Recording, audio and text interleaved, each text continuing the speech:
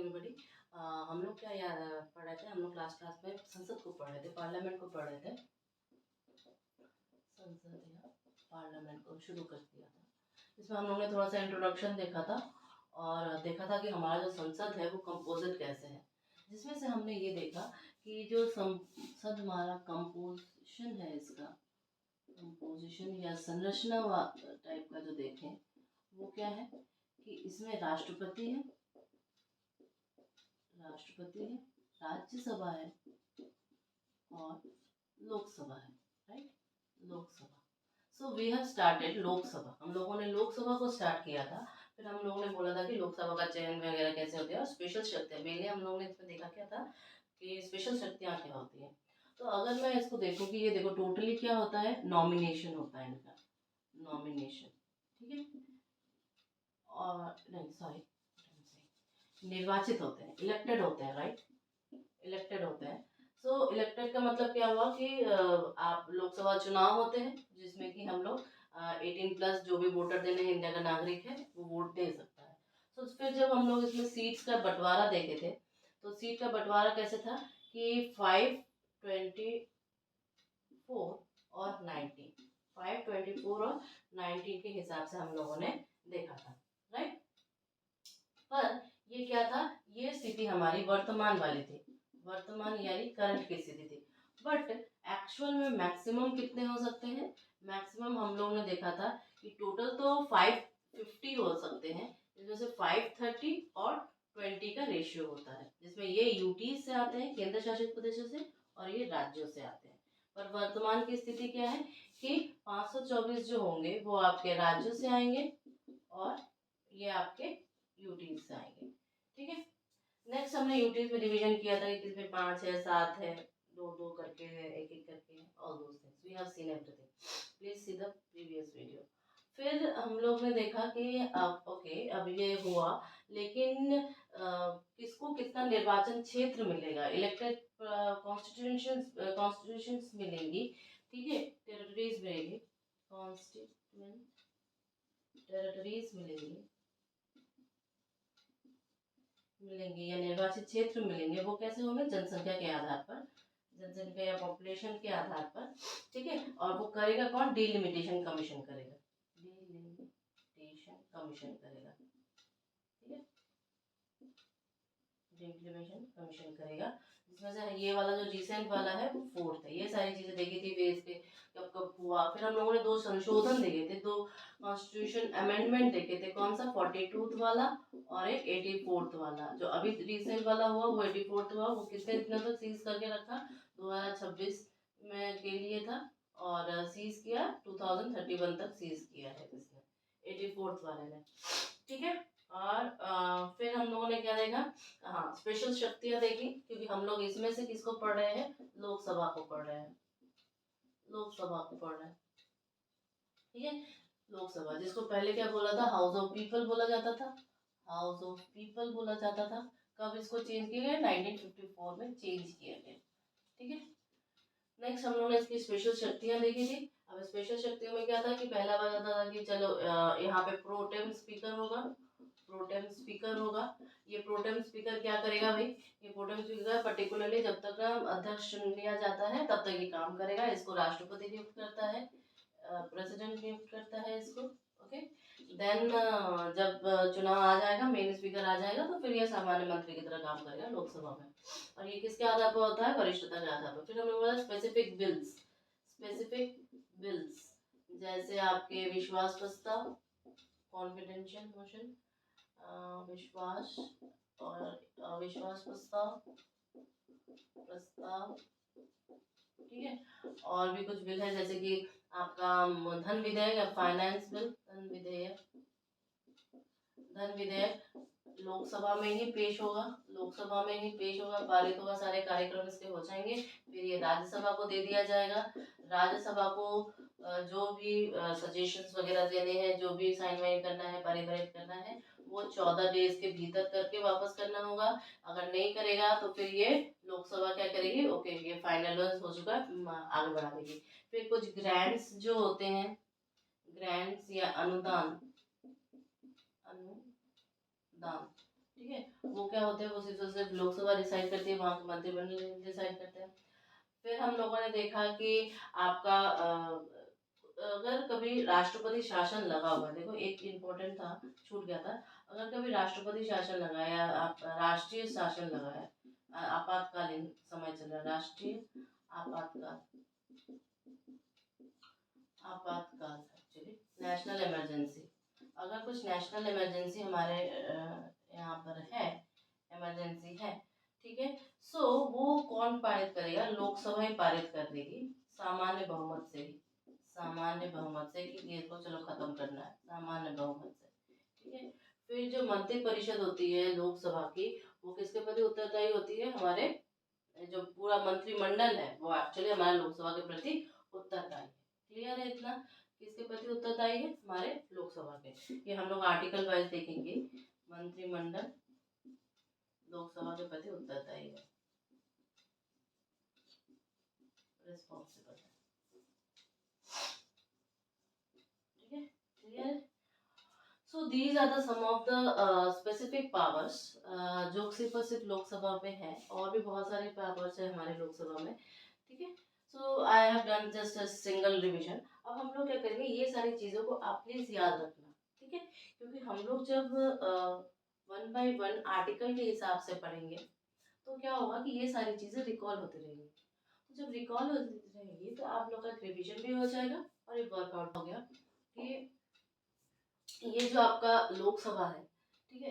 अब article wise हम लोग रीड करते हैं, जिसमें हम लोगों ने पहला आर्टिकल जो आर्टिकल 81 था, उसमें क्या था कि लोकसभा की संरचना के कॉम्पोजिशन की बात करी, जो हम लोग ने पहले भी देखा है, फिर से एक बार देख लेते हैं कि जो पहले क्या था कि मैक्सिमम जो आपकी संख्या थी वो 552 थी, लेकिन फिर क्या हुआ कि 104 संविधान संशोधन हुआ या कॉन्स्टिट्यूएंट अमेंडमेंट हुआ, जिसे मैक्सिमम संख्या कर दी गई 550, क्योंकि दो लोगों का जो लोकसभा में नॉमिनेशन होता था राष्ट्रपति के द्वारा, वो हटा दिया गया, किनका, एंग्लो इंडियंस का, ठीक है। और एंग्लो इंडियंस कहाँ पर, आप कौन से आर्टिकल में था कि आर्टिकल 331 में बताया गया कि जो राष्ट्रपति लोकसभा में नॉमिनेट करता था किसको, दो एंग्लो इंडियंस को, उनको हटा दिया जाएगा, वो 104 में हो। नेक्स्ट, पर करंट की पोजीशन देखो, ये सारी पहले की पोजीशन थी। अब करंट की पोजीशन क्या है, टोटल जो सीट्स है 543 है, जिसमें 524 आपको राज्यों से मिलेंगे और 19 आपको यूनियन टेरिटरी से मिलेंगे। लेकिन ये सभी चीजें किसके द्वारा होती हैं, ये सभी चीजें जो आवंटन होता है या जो डिस्ट्रीब्यूशन होता है, वितरण होता है, सीटों का क्या होता है, वितरण, सीटों का जो वितरण होता है वो किसके आधार पर होता है, आपके पॉपुलेशन या जनसंख्या के आधार पर, ठीक है, जनसंख्या के आधार पर, क्लियर, जनसंख्या के आधार पर इनके सारे पॉपुलेशन का। तो देखो मैं एम्फसाइज करती हूँ, मैं जोर ज़्यादा देती हूँ कि बच्चों को याद रहे, चीज़ें याद रहे, ऐसे पढ़ो कि चीज़ें तुरंत की तुरंत याद हो जाए, ठीक है। और एक बार फिर लिखोगे जब एक चिट बना के, तो वो पूरी की पूरी दिमाग में सेटल डाउन हो जाएगी। मेमोराइजिंग इज बहुत बहुत ज़रूरी है, क्वालिटी इंपॉर्टेंट है बेटा, क्वांटिटी तो हमेशा आप लोग इकट्ठा करते रहते हो, चीज़ों को याद रखना ज़्यादा ज़रूरी है। So like this way. अब आर्टिकल तुम्हारा 82, अनुच्छेद 82 क्या कहता है कि चलो ये सारी चीजें जो हो रही है, लेकिन ये आपका जो डिस्ट्रीब्यूशन है, रीएलोकेशन है, ठीक है, रीएलोकेशन, एलोकेशन किसका, ये जो आपके टेरिटरीज है, कॉन्स्टिट्यूएंसीज है या निर्वाचन क्षेत्र है, निर्वाचन क्षेत्र है, ठीक है, ये निर्वाचन क्षेत्र जो हम लोग डिलिमिटेशन कमीशन की बात की थी वो हुआ है इस 82 में। क्या होगा, रीएलोकेशन होगा आफ्टर एवरी जनगणना, सेंसस के बाद, जनगणना के बाद, ठीक है, हर एक जनगणना के बाद क्या होगा, आपका निर्वाचित क्षेत्रों का रीएलोकेशन होगा, और ये करेगा कौन, ये करेगा हमारा डिलिमिटेशन कमीशन।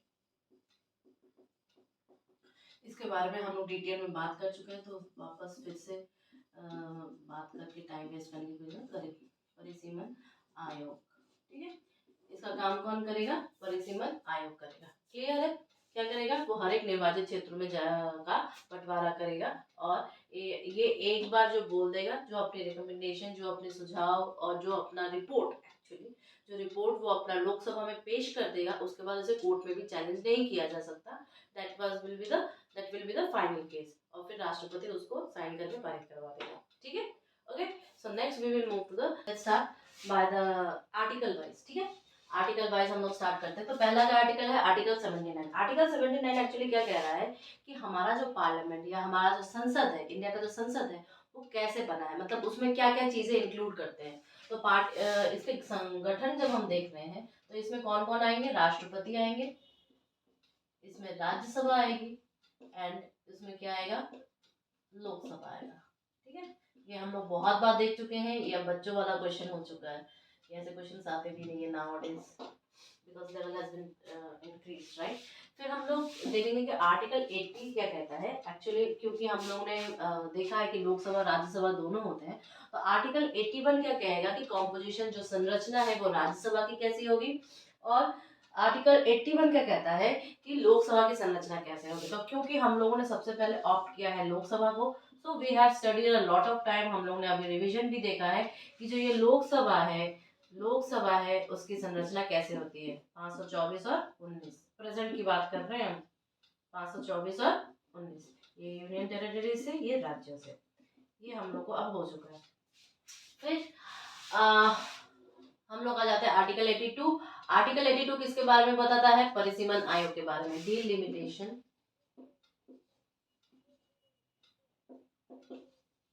कमीशन। एक्चुअली ये नहीं बताता है कि डिलिमिटेशन कमीशन के बारे में नहीं बताता है, ये बताता है रीएलोकेशन के बारे में, जो लिखा हुआ है वो क्या है, रीएलोकेशन के बारे में। ठीक है, ये भी हम लोगों ने देख चुका है, किसके बारे में, परिसीमन आयोग, परिसीमन आयोग। ठीक है, रीएलोकेशन या क्या समानियोजन किसका होगा, नियोजन किसका होगा, फिर से देखेंगे, निर्वाचित क्षेत्रों का, निर्वाचित क्षेत्रों का। ठीक है, क्या कहते हैं, निर्वाचित क्षेत्रों में बांटा जाएगा। ठीक है, यानी कि कॉन्स्टिट्यूएंट टेरिटरीज,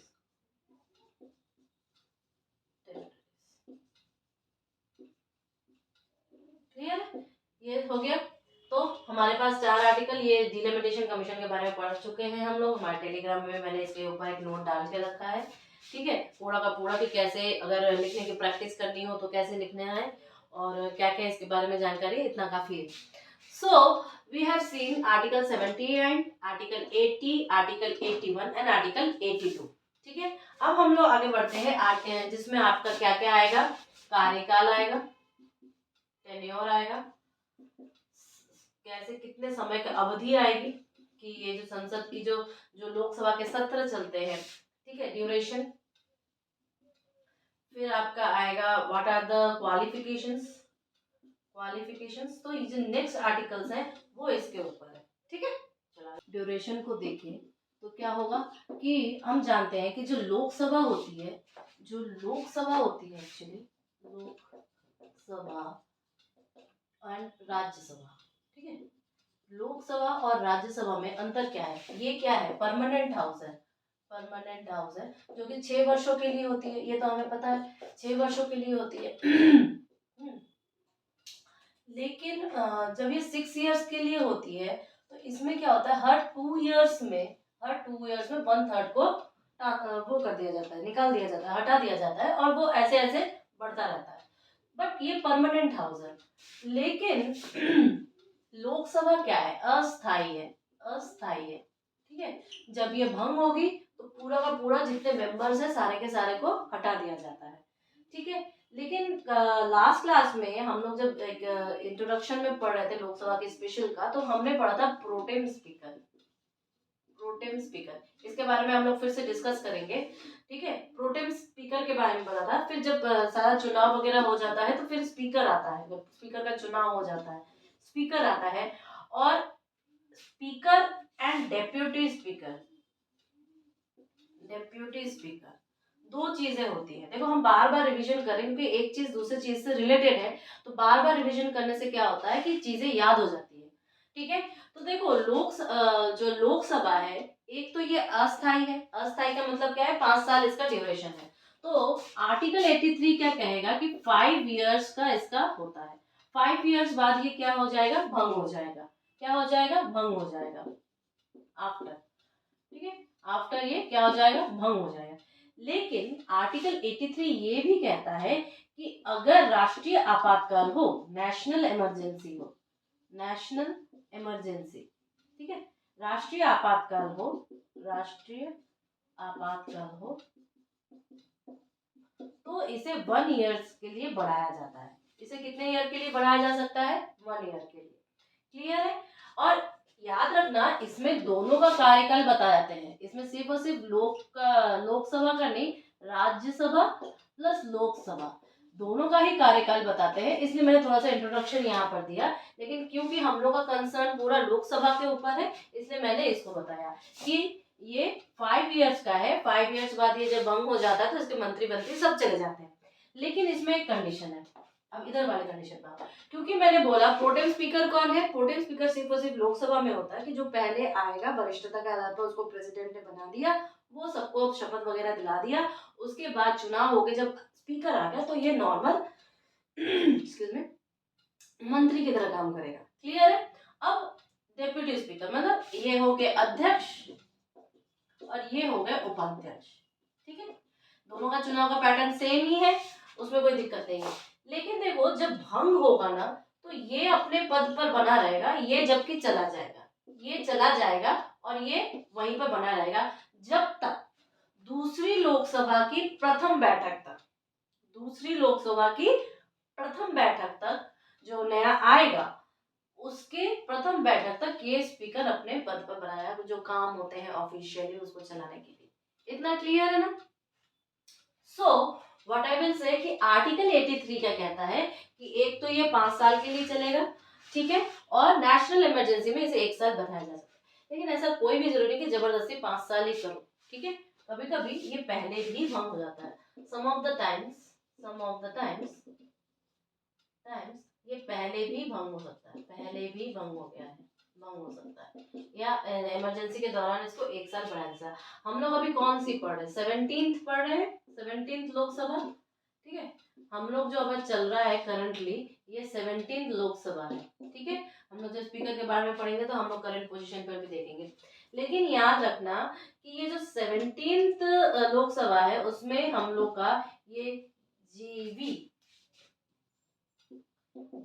मावलंकर, ये जीवी मावलंकर बहुत इंपॉर्टेंट है। क्यों इंपॉर्टेंट है, क्यों इंपॉर्टेंट है बताओ। ये ऐसे हैं जो पहले अध्यक्ष और प्रोटेम स्पीकर, ये चीज हम लोग और एक बार पढ़ेंगे, प्रोटेम स्पीकर जब हम लोग स्पीकर के बारे में सारी डिस्कशन करेंगे, दोनों बन चुके हैं आफ्टर इंडिपेंडेंस। ये याद रखना, इंडिपेंडेंस, आफ्टर इंडिपेंडेंस सबसे पहले। और यही एक है जिनको हटाने के लिए लोकसभा में प्रस्ताव पारित हुआ था, प्रस्ताव लाया गया था, एक्चुअली इनको हटाया नहीं गया, लाया गया था प्रस्ताव, ठीक है। सो आर्टिकल जो है हमारा ये कैसे हुआ, मैं आपको एक लिस्ट प्रोवाइड कर दूंगी लास्ट में, इस वीडियो में अटैच आएगा कि हमारे जो 17 टोटल हैं उनमें कितनों ने, कौन कौन से ईयर के प्रधानमंत्रियों ने आपका पूरा का पूरा टेन्योर खत्म किया। कुछ पहले चले गए हैं, और जब हमारी इमरजेंसी लगी थी इंदिरा गांधी जी के समय में, कौन सा था बता सकता है कोई, 1971 से 77 तक, ठीक है, 1971 से 70 तक बढ़ाया गया था इमरजेंसी की वजह से, इमरजेंसी की वजह से। क्लियर है। आर्टिकल 83 क्लियर हो गया, ठीक है। अब आर्टिकल 84 क्या कह रहा है, आर्टिकल उसको हम लोग अच्छे से देखेंगे। आर्टिकल 84 एक्चुअली अहर्ताओं के बारे में कहता है, यानी it's discussing about the qualifications to be a member of Lok Sabha, to be a member of Lok Sabha. Clear. So आगे डिस्कस करते हैं। अब देखो आर्टिकल 84 या अनुच्छेद 84 दोनों के लिए ही बोला हुआ है, राज्यसभा के लिए और लोकसभा के लिए, दोनों के लिए ही, राज्यसभा एंड लोकसभा दोनों के लिए ही बोला है। तो इसमें सबसे पहली बात क्या बोलेगा, क्या बोलेगा कि वो भारत का नागरिक हो, सिटीजन ऑफ इंडिया, सिटीजनशिप किसके बारे में, इंडियन की, इंडियन सिटीजनशिप, भारतीय नागरिक होना चाहिए, ठीक है, ये दोनों के लिए ही बोला है। लेकिन दूसरा अगर मैं लोग संसद को या पार्लियामेंट की एज का लिए बात करूं तो एक लोकसभा और एक राज्यसभा। राज्यसभा के लिए 30 इयर्स होती है, ये मैं फिर से आपसे पूछूंगी, याद रखना। और लोकसभा के लिए 25 इयर्स। ठीक है, ये दोनों बहुत ज्यादा इंपॉर्टेंट है। तीसरा मैं कहूंगी कि हमारा जो शेड्यूल 3 है या अनुसूची 3 जो है, उसमें इनके बारे में जो और भी क्वालिफिकेशन है, अर्हताएं हैं, सबके बारे में डिस्कस किया हुआ। अब चौथा हम लिख सकते हैं कि बाकी जो और भी नियम कानून या और भी रूल्स या और भी क्वालिफिकेशंस जिसकी बात करते हैं, वो जो भी जरूरत है इसके मेंबरशिप के लिए, वो सब कौन डिसाइड करेगा? संसद। Rest all qualifications are decided by whom? Parliament. ठीक है, बाकी सारे को संसद डिसाइड करेगा, बाकी अन्य संसद डिसाइड करेगा। क्लियर? इतना क्लियर है। लेकिन 83 याद रखना, कुछ डिसक्वालिफिकेशंस होते हैं, कुछ क्वालिफिकेशंस होते हैं। तो अभी मैंने जिनकी बात की है वो क्वालिफिकेशंस है, लेकिन आर्टिकल जो 102 है वो क्या बात करता है? वो बात करता है आपके डिसक्वालिफिकेशंस या निहरताएं। डिसक्वालिफिकेशंस किसके? मेंबरशिप ऑफ पार्लियामेंट या संसद के, यानी कि संसद के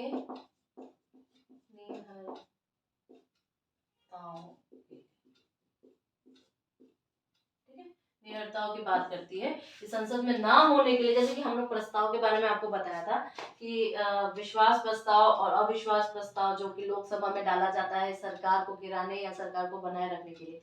विश्वास प्रस्ताव कौन लाएगा? ऑब्वियसली जिसकी सरकार है पक्ष लाएगा। अविश्वास प्रस्ताव कौन लाएगा? विपक्ष लाएगा। So all these things are the qualifications और आर्टिकल आपके 84 में दिया हुआ है। ठीक है, अच्छा इसमें एक और चीज है, ये आर्टिकल 3 क्या कह रहा है एक्चुअली? शेड्यूल 3 अनुसूची 3 क्या कह रहा है? अनुसूची 3 एक्चुअली वो प्रारूप है, एक प्रारूप है। इसको ठीक से बता देते हैं आपको। दूसरी चीजें मतलब क्या कि एक्चुअली ये बता रहा है कि शपथ या प्रतिज्ञान कैसे लिया है। शपथ या प्रतिज्ञान कैसे फॉर्म फिलअप करते समय उसने जो आर्टिकल आपका शेड्यूल 3 है, अनुसूची 3 है, उसमें दिए गए प्रारूप के अनुसार, शपथ या प्रतिज्ञान के प्रारूप के अनुसार उसने लिया है कि नहीं, ये एक्चुअल में आपका शेड्यूल 3 ये कह रहा है। तो ये एक वन ऑफ द क्वालिफिकेशंस है, अर्हताएं हैं जो कि आपको एक पार्लियामेंट की मेंबरशिप देगा। ठीक है, अब नेक्स्ट हम लोग क्या देखेंगे? आर्टिकल 84 या अनुसूची आर्टिकल 85 सॉरी अनुसूची। एक्चुअली में ये संविधान अगर कोई पूछे आपसे कि क्या किस चीज़ के, ऐसे तो कोई पूछता नहीं है, बट देन आल्सो हम बताएं, अगर आपको लगता है कि वो किस चीज़ का शपथ या प्रतिज्ञा लेते हैं जो कि हमारे अनुसूची 3 में दिया हुआ है। एक्चुअल में क्या होता है कि राष्ट्रपति या राष्ट्रपति द्वारा नियुक्त कोई व्यक्ति वो इनको शपथ या प्रतिज्ञा दिलवाता है कि वो कॉन्स्टिट्यूशन के प्रति पूर्ण श्रद्धा और निष्ठा रखेंगे, बिलीव एंड फेथ रखेंगे कॉन्स्टिट्यूशन के प्रति, टुवर्ड्स कॉन्स्टिट्यूशन, राइट। यही आपका प्रतिज्ञान का जो प्रारूप होता है। क्लियर? ओके, ठीक है। देख रहे हैं कि ये जो आपका आर्टिकल 85 है या अनुच्छेद 85 है, वो किसके बारे में बात करता है? ये सेशंस के बारे में बात करता है। हमारे संसद के जो सेशंस होते हैं उसके बारे में बात करता है, और ये बोलेगा कि स्टार्ट कैसे है और सत्रावसान और विघटन, यानी कि सेशन इनिशिएट और सेशन फिनिश। ठीक है, अब देखो, अगर एक तो बात करते हैं कि इसको स्टार्ट कौन करता है? प्रेसिडेंट स्टार्ट करता है। ठीक है, हमारा जो सत्र होता है या सेशंस होता है उसको पहला सत्र जो होता है वो प्रेसिडेंट स्टार्ट करता है या राष्ट्रपति स्टार्ट करते हैं, पहली बात। दूसरी बात हम ये देखेंगे कि दो सत्र जो है, ये एक सत्र और ये एक सत्र, इन 2 सत्रों के बीच में कभी भी 6 महीने से ज्यादा नहीं होना चाहिए। क्या नहीं होना चाहिए? गैप नहीं होना चाहिए, गैप ड्यूरेशन नहीं होना चाहिए। क्लियर है? गैप या ड्यूरेशन नहीं होना चाहिए।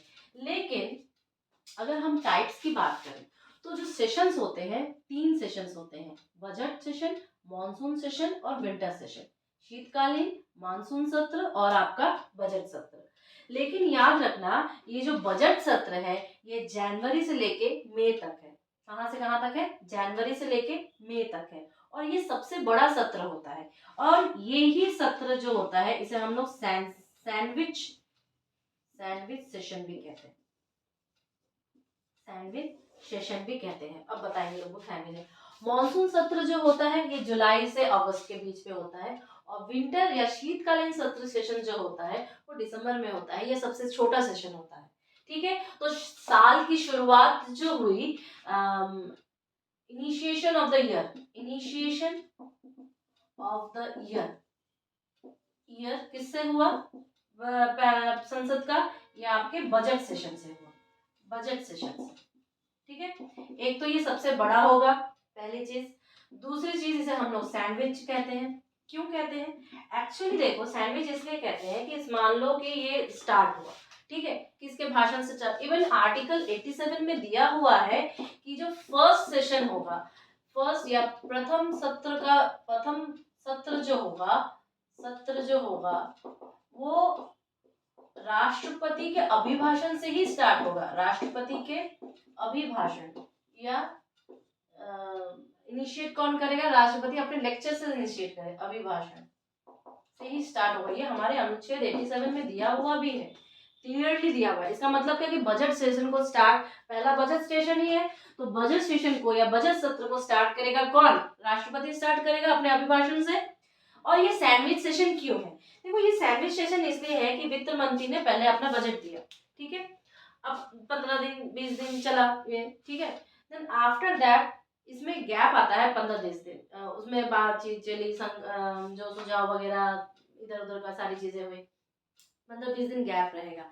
फिर से इस सेशन को चालू किया जाएगा, बजट को स्थगित किया जाएगा कि क्या क्या उसमें क्या क्या और चीजें ऐड करते हैं, क्या क्या चरण होंगे, ये वो सारी चीजें। तो अगर हम देखें तो बजट सेशन को हम कह सकते हैं कि 2 चरणों में चलता है, 2 चरणों में कार्य करता है। क्लियर है? दूसरा आपका मानसून सेशन हो गया और तीसरा आपका क्या है? आपका विंटर सेशन। लेकिन याद रखना, एक्चुअल में ये बजट संविधान ने नहीं लिखा है। संविधान में जो हमारा कॉन्स्टिट्यूशन है या संविधान है, उसमें ये लिखा हुआ है वार्षिक वित्तीय सत्र, वार्षिक वित्तीय सत्र, यानी yearly financial session, finance session, yearly finance session, ऐसे करके लिखा हुआ है। ये आपका बजट सत्र नहीं लिखा हुआ है। We are saying since it is directly proportional for this only. Clear है इतना?